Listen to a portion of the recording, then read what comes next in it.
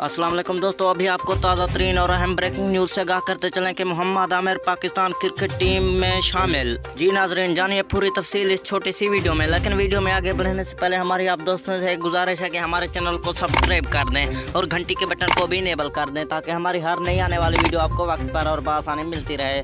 तो दोस्तों, आपका कीमती वक्त ज़ाया किए बगैर बढ़ते हैं वीडियो की जानिब।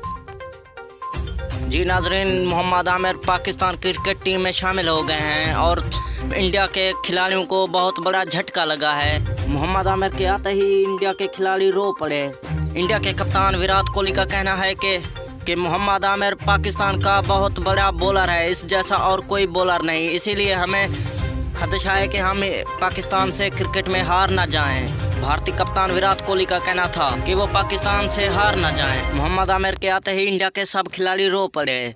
जी नाज़रीन, अगर आपको हमारी ये वीडियो अच्छी लगी तो हमारे चैनल को सब्सक्राइब कर दें और घंटी के बटन को भी इनेबल कर दें ताकि हमारी हर नई आने वाली वीडियो आपको वक्त पर और बआसानी मिलती रहे।